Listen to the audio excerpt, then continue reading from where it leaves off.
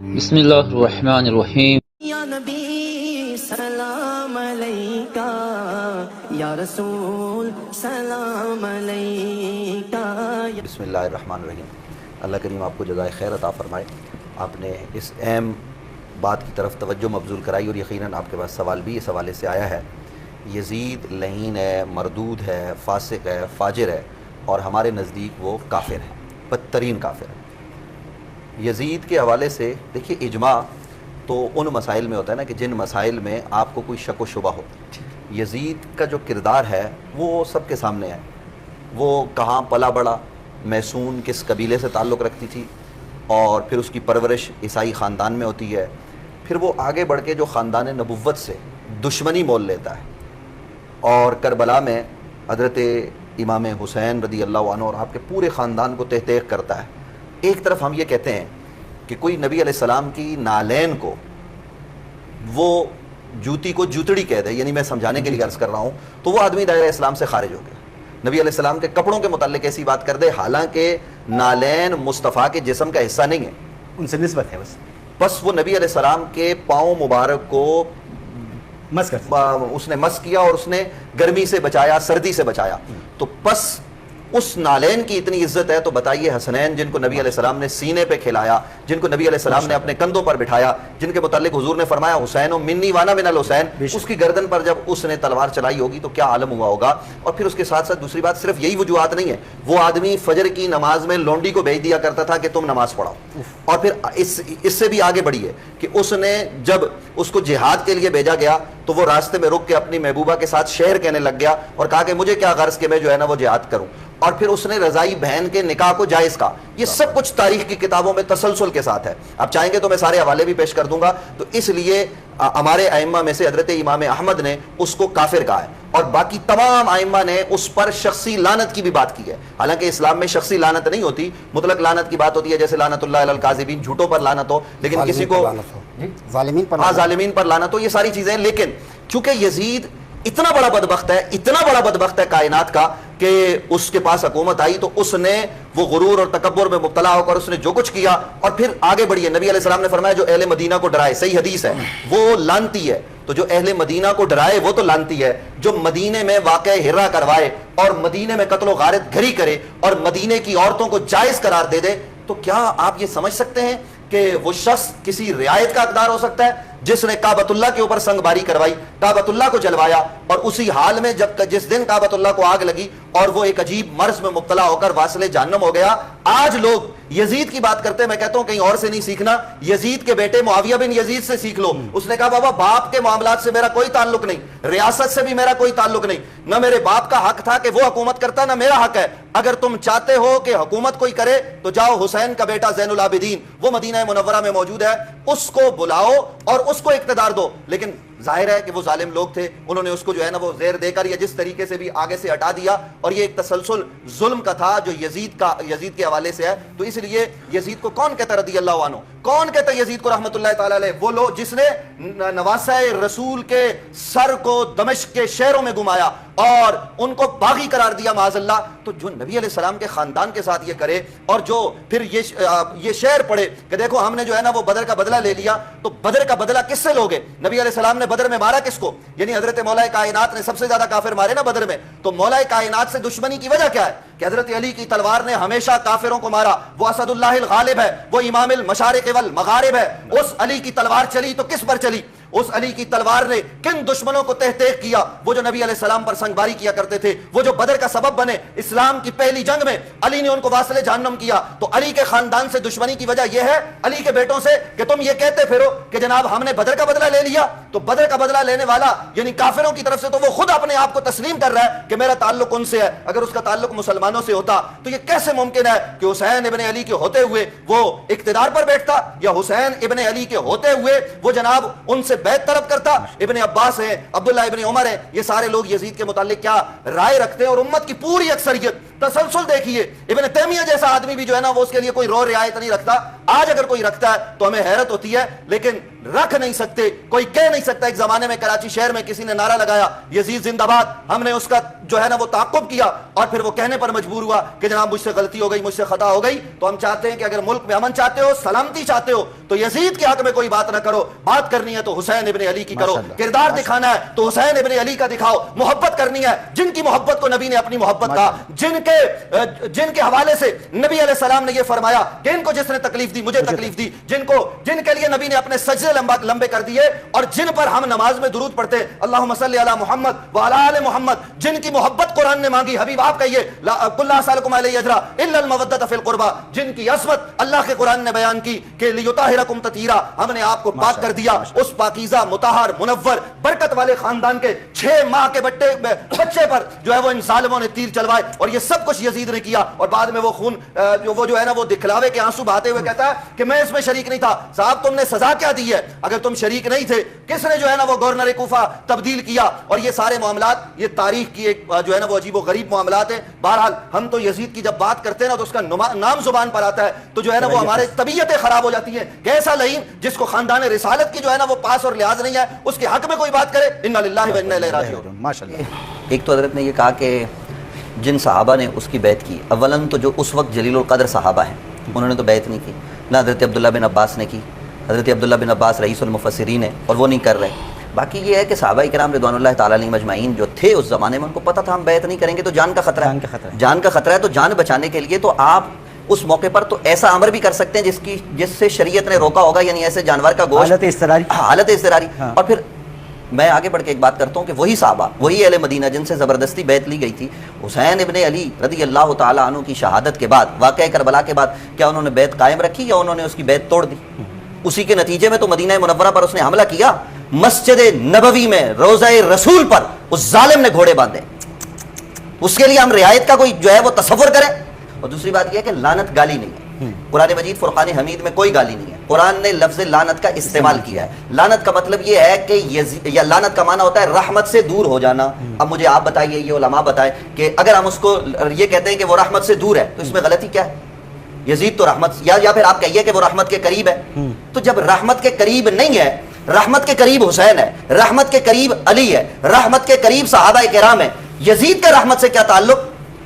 वो तो रहमत के करीब नहीं है ना। कुरान मजीद फुरकान हमीद ने झूठों पर लानत की है, तो यजीद झूठा भी है, यजीद शराबी, फासिक, फाजिर हर लिहाज से है। और सहाबा इकराम रिदवानुल्लाह ताला अलैहिम अजमईन ने उसके खिलाफ बात की। हजरत अब्दुल्ला बिन जुबैर कौन है? क्या ये सहाबी नहीं है? क्या ये उम्मुल मोमिनीन सैयदा हजरत आयशा सिद्दीका के रिश्तेदार नहीं है? क्या इन्होंने उसके खिलाफ अलम बगावत बुलंद नहीं किया?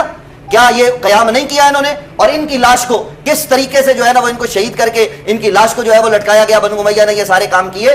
तो देखिए हम ये कहना चाहते हैं। और फिर उसने ये जो कहा कि मैंने करबला का बदला, मैंने जो है वो बदर का बदला ले लिया, तो ये करबला बदर का बदला है? यानी आप नबी अलैहिस्सलाम के खानदान के साथ ये करेंगे?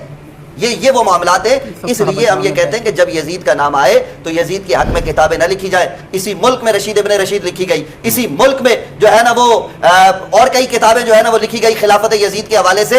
तो हम ये कहना चाहते हैं कि यजीद के लिए कोई नरम रवैया नहीं है। हम बोल कर सुकूत करके, और बाकी सुकूत की जहां तक बात है कि हजरत इमाम आजम, पहली बात यह है कि इमाम आजम अबू हनीफा से ये बात पाया, इस सबूत को नहीं है, इसका कोई सबूत नहीं है कि इमाम साहब ने ये कहा किया। और अगर बिलफर्ज मान लिया जाए एक लम्हे के लिए कि इमाम साहब ने ये बात की, तो इमाम साहब ने तो इसलिए सुकूत किया कि काफिर भी नबी के खानदान का हया करता है, मैं उसको काफिर भी कैसे कह सकता हूं, क्योंकि इसमें तो कुफ्र की भी तौहीन हो जाएगी। काफिरों ने नबी अलैहिस्सलाम के खानदान का लिहाज किया या नहीं किया? वही वाक़या करबला के बाद जब ये काफिला जा रहा था तो हुसैन इब्न अली के सर को एक राइब ने नहीं लिया, बाद में अगरचे वो मुसलमान हो गया, तो काफिरों ने भी खानदान रिसालत की ताज़ीम की। तालिब के बारे में क्या राय है? जनाबे हज़रत अबू तालिब नबी अकरम सल्लल्लाहु अलैहि वसल्लम के चचा हैं और नबी अकरम सल्लल्लाहु अलैहि वसल्लम के सरपरस्त हैं। कुरान मजीद फुरकान हमीद में ये बात की, अलम यजिद का यतीमन फ़आबा, हमने आपको यतीम पाया तो जगह दी। यानी जब नबी अलैहिस्सलाम की वालिदा, वालिद तो ज़ाहिर है विलादत से पहले इंतकाल कर गए, वालदा 6 बरस की या 7 बरस की उम्र है, दादा जनाब अब्दुल मुत्तलिब वो हज़रत अबू तालिब के हाथ में देकर गए। तो अल्लाह ने उस हवाले से ये बात की है कुरान में कि जब हमने आपको यतीम पाया तो हमने आपको जगह दी। तो वो जगह जनाब हज़रत अबू तालिब का घर है। हमने इफ्तार के मौका पर भी ये बात की थी कि जनाब हज़रत अबू तालिब ने रसूलुल्लाह का निकाह पढ़ाया। जनाब हज़रत अबू तालिब वो हैं کہ جو ان کے نبی الفاظ کیا تھے نکاح کے؟ اللہ کی تعریف و توصیف ہے، سورہ خطبہ ہے، الحمدللہ رب العالمین. ابھی قرآن نہیں آیا، ابھی قرآن نہیں آیا. ظاہر ہے اہل مکہ تو یہ کام کرتے تھے الحمدللہ. اور پھر یہ دین فطرت پر تھے. جناب حضرت ابو طالب جب رسول اللہ صلی اللہ علیہ وسلم نے اعلان نبوت کیا تو اعلان نبوت کے وقت آپ کے بیٹے جناب مولا کائنات علی المرتضیٰ انہوں نے فوراً ہی اسلام قبول کیا. یہ ہم پہلے بھی بحث کر چکے ذوالعشیرہ ہیں کے موقع پر. جی دعوت ذوالعشیرہ سے پہلے ہی، کیونکہ وہ نبی علیہ السلام کے گھر میں رہتے تھے. حضرت ابو بکر صدیق یہ وہ جلیل القدر لوگ ہیں جنہوں نے اولاً اسلام قبول کیا. اچھا، دعوت ذوالعشیرہ پر جو ہے وہ تائید کی ہے. ہاں وہ تائید کی. وہ تو انہوں نے کہا کہ میری ٹانگیں اگرچہ کمزور ہیں لیکن میں دشمن سے لڑوں گا تلوار لے کر، میں آپ کی طرف بڑھنے نہیں دوں گا. تو جناب حضرت ابو طالب نبی علیہ السلام کے چچا ہیں، اسلام کے محسن ہیں. دامن اسلام میں حضرت ابو طالب نے بڑی قربانیاں دی اسلام کے لیے اور اسلام نے ان کے دامن میں پناہ لیا. شیب ابی طالب کی بھی تذکرہ ہم نے کیا کسی موقع پر کہ وہاں پر بھی جناب حضرت ابو طالب نے یہ سارے کام کیے. اب حضرت ابو طالب کے حوالے سے ایک بات ہوتی ہے، وہ یہ کہ ہمارے ہاں اہل سنت و جماعت میں دو آراء ہیں ان کے ایمان کے حوالے سے یا عدم ایمان کے حوالے سے. کفر کی بات تو یہاں کہی نہیں جا سکتی. تو دیکھیے وہ لوگ جن کے پاس یہ روایات آئی ہیں کہ جناب ان کا ایمان ثابت نہیں ہے تو اس لیے کہ حضرت ابو طالب نے ایمان چھپا کے رکھا. اچھا اس پر میں دلیل دیتا ہوں کہ حضرت عباس ہیں، یہ سارے علماء جب حضرت عباس بن عبد المطلب کے ایمان کی بات کرتے ہیں تو جناب حضرت عباس بن عبد المطلب کے حوالے سے یہ کہتے ہیں کہ جب نبی علیہ السلام فتح مکہ کے لیے آ رہے تھے تو اس موقع پر وہ گئے اور انہوں نے اسلام قبول کیا. یہ بات درایت کے خلاف ہے کیونکہ نبی علیہ السلام حضرت عباس جب نبی علیہ السلام مدینہ جا رہے ہیں نا تو جو معاہدہ اہل مدینہ سے لکھا وہ جناب حضرت عباس نے لکھا اور پھر بدر کی خبر نبی علیہ السلام کو حضرت عباس نے دی، احد کی خبر دی. تو یہ اور ایمان انہوں نے ظاہرہ مشاورت سے چھپا رکھا تھا. ضرورت تھی مکہ میں ایک آدمی کی تو حضرت عباس تھے. تو میں یہ سمجھتا ہوں، یہ میرا نقطۂ نظر ہے کہ حضرت عباس نے بھی اپنا ایمان چھپا کے رکھا ہوا تھا تو ان سے بڑے تھے جناب حضرت ابو طالب. انہوں نے بھی نبی علیہ السلام کی چونکہ ڈھال بننا تھا اس لیے انہوں نے اپنا ایمان چھپا کے رکھا تھا. لیکن اگر کوئی آدمی ان کی عزت اور احترام کرتے ہوئے عدم ایمان کا قول کرے تو میں اس سے جھگڑتا نہیں ہوں، میں اس سے لڑتا نہیں ہوں کیونکہ اس کے پاس روایات ہیں. لیکن میرے پاس قرآن کی آیت ہے، میں یہ سمجھتا ہوں کہ وہ صاحب ایمان تھے اس لیے کہ نبی اکرم صلی اللہ علیہ وسلم کا انہوں نے ساتھ دیا. شیب ابی طالب کی 3 سال کی جو وہ مشقت والی زندگی ہے وہ بھی انہوں نے برداشت کی اور ہر لمحہ نبی علیہ السلام کے ساتھ رہے. جب وہ راہب نے کہا، یہ ہماری سیرت کی کتابوں میں تاریخ کی کتابوں میں یہ واقعات موجود ہیں کہ یہ اللہ کے رسول ہیں، ان کو یہودی نقصان پہنچائیں گے تو آپ اس وقت بھی رسول اللہ صلی اللہ علیہ وسلم کے نگہبان بن کے کھڑے رہے. تو حضرت ابو طالب کا تذکرہ جب بھی کیا جائے حضرت کہہ کر کیا جائے تو حضرت ابو طالب کا اس طریقے سے تذکرہ کریں اس لیے کہ انہوں نے یہ تو مانے کہ وہ رسول اللہ کے سرپرست کے طور پر رہے، وہ نبی اکرم صلی اللہ علیہ وسلم کی ڈھارس بندھاتے رہے، وہ نبی علیہ السلام کو. میں حضرت ابو طالب کی عجیب بات آپ کو بتاتا ہوں. جب نبی علیہ السلام ان کے گھر میں آئے نا تو 8 برس کی عمر تھی نبی علیہ السلام کی یا 9 برس کی. تو صبح رات کو چونکہ وہ ماحول ہے مکے کا تو رات کو مغرب کے وقت بچے سب بڑے کھانا کھا کے آرام کرتے تھے، صبح دم سویرے لوگ اٹھتے. آج ہمارے یہاں یہی تو بدقسمتی ہے کہ ہم صبح سویرے نہیں اٹھتے، ہماری صبح ہی 1 بجے ہوتی ہے. یہ بھی ہم قوم کو پیغام دیں ان بزرگ شخصیات کے حوالے سے. تو صبح سویرے جب وہ اٹھتے تو بچوں کو بھوک لگی ہوتی، حضرت فاطمہ بنت اسد ناشتہ بناتی. تو جب ناشتہ بنا لیتی نا مسعود رضا صاحب تو حضرت ابو طالب کثیر العیال تھے، ان کے بچے تھے، ابھی حضرت علی کی ولادت نہیں ہوئی تھی، اس سے پہلے دیگر بھتیجے وغیرہ بھی آ جاتے. تو وہ سب جب کھانے پر بیٹھتے نا تو طالب بھی ہوتے جو جناب حضرت ابو طالب کے بڑے بیٹے ہیں جن کی وجہ سے ان کی کنیت ہے. تو یہ سارے ہوتے تو وہ جب کھانے کی طرف ہاتھ بڑھاتے نا تو حضرت ابو طالب ان کے آگے آ کے بیٹھ جاتے یوں کر کے اور کہتے کھانے کو ہاتھ نہیں لگانا. کون ہے جو اپنے بچوں کو روکے گا؟ بھتیجے اتنے پیارے تو نہیں ہوتے، اپنا بچہ زیادہ عزیز ہوتا ہے. واہ ابو طالب، میں تیری عظمت پر قربان جاؤں. وہ کہتے پہلے کھانے کو محمد الرسول اللہ ہاتھ لگائیں گے، بعد میں تم کھاؤ گے. اور پھر شیب ابی طالب میں رات کو 1 رات بھی ابو طالب نہیں سوئے. کوئی مجھے روایت لا کے نہیں بتا سکتا کہ انہوں نے رات کو آرام کیا ہو. وہ دن کو تھوڑا بہت آرام کر لیا کرتے، رات کو وہ جاگتے، خود وہ نگہبانی کرتے کہ کہیں سے کوئی دشمن حملہ نہ کرتے. رات کو گزرتے، کہیں آپ کے بیٹے سوئے ہوئے تھے، صاحبزادے سوئے ہوئے تھے، خاندان کا کوئی فرد سویا ہوتا، خاص طور پر حضرت علی کو اٹھاتے، اٹھو علی، آپ ادھر جاتے سو. حضور کو اٹھاتے، کہتے آپ علی کے بستر پر آ جاؤ. یہ روز ہوتا. ایک دن پوچھا کہ ابو طالب یہ کیوں کرتے ہو؟ تو جناب حضرت ابو طالب نے جواب دیا، جب مجھے خطرہ ہوتا ہے کہ دشمن رسول اللہ تک پہنچ گیا ہے، وہ ان کو شہید کرے گا، تو میں ان کو اٹھا لیتا ہوں کہ ان کی جگہ اپنے بیٹے علی کو لٹا دیتا ہوں، دوسرے بیٹے کو لٹا دیتا ہوں تاکہ دشمن کی تلوار میرے بیٹے پر چلے، وہ قربان ہو جائے، رسول اللہ یعنی محمد اور رسول اللہ پر کوئی آدمی حملہ آور نہ ہو. ایسی قربانیاں گھاس کھائی اور ان کے وصال کے سال کو نبی علیہ السلام نے عام الحزن قرار دیا. اور سنیے آپ کو مزے کی بات بتاتا ہوں. حضرت رسول اللہ صلی اللہ علیہ وسلم مسجد نبوی میں ایک آدمی آیا، اس نے کہا جی 7 سالی ہو گئی، بارش کے لیے دعا کریں. نبی علیہ السلام نے بارش کی دعا کی، بارش ہوئی، جل تھل ہو گیا. پھر ہفتے بعد وہی آدمی آیا، اس نے کہا جی بہت بارش ہو گئی، اب دعا کریں بارش رکے. تو نبی علیہ السلام نے دعا کی، یا اللہ مضافات مدینہ پر بارش ہو. یہ صحیح ترین روایات ہیں.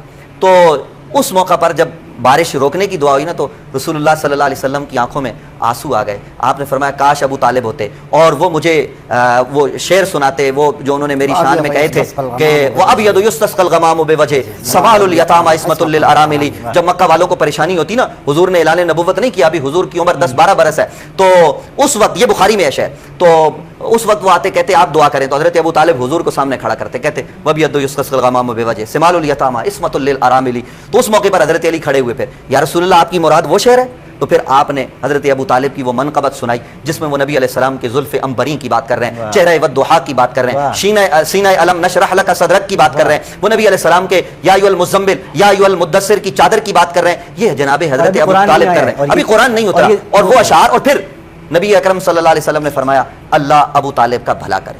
تو میں کہتا ہوں کہ آپ کا جو بھی نقطہ نظر میں تو حیران ہوں کہ ابھی قرآن نہیں آیا, قرآن نہیں, اور یہ قرآن کے الفاظ ہیں. جی جی جی جی میں یہ تو کہہ رہا ہوں, میں آپ کو عرض کر رہا ہوں کہ ہم حضرت ابو طالب کے حوالے سے جو بھی نظریہ رکھیں, ظاہر ہے روایات ہیں, ہمارے پاس ایک تسلسل ہے, لیکن ان کے حوالے سے ہمیشہ جب ذکر کیا جائے, کیونکہ ان کا تذکرہ جب آپ برائی سے کریں گے تو حضرت علی کو تکلیف ہو. ویورز پیغام حق چینل کو لائک شیئر اور سبسکرائب کیجیے اور بیل بٹن کو ضرور دبائیے تاکہ آپ کو ہمارے سبھی ویڈیوز ملتے رہے.